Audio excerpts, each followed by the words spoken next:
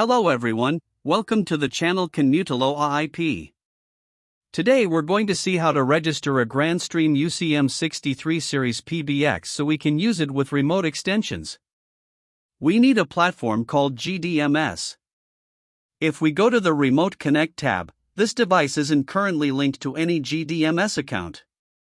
We need to link it so it generates a link that we'll use to register cell phones, computers, or even IP phones remotely.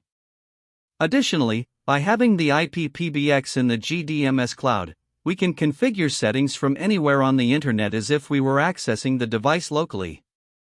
First, you need an active GDMS account.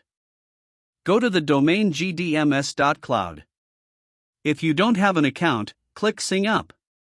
Enter an alias, username, email address, region, and leave the preference type as world.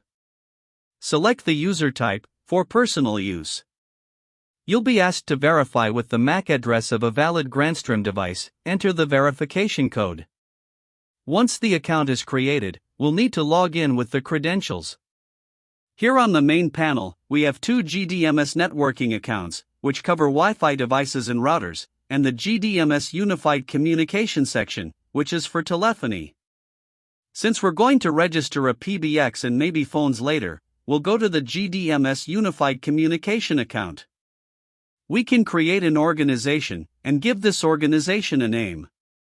Within this organization, we'll see the same tabs we're seeing on the side, or we have the option to leave it as the default.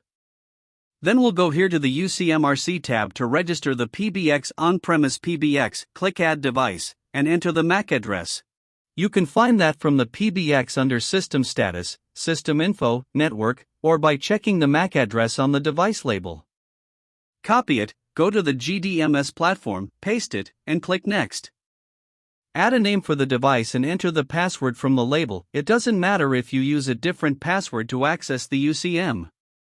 The site remains the default, and uncheck this option so it doesn't activate the Plus plan, which offers a 3-month free trial when you first purchase the PBX. Click Save, Close, and wait for it to connect.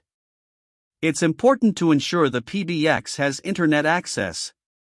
On the PBX side, go to the Remote Connect tab, and you'll see My Plan, which indicates it's already connected and has a basic license. Within the GDMS platform, there's a Remote Access to PBX option, which is very useful if you're away from the office where the PBX is located. You can access it remotely, and it will display the same interface as if you were accessing it locally.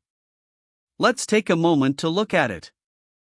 If you look there, you can see the interface. You need to log into the PBX with the administrator credentials.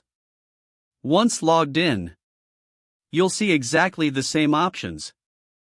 Later on, we'll look at how to use this domain, which will help us connect multiple cell phones, computers through a softphone called Wave, and IP phones such as those from the GrandStream series, specifically the GRP series, which are homologated to use it remotely.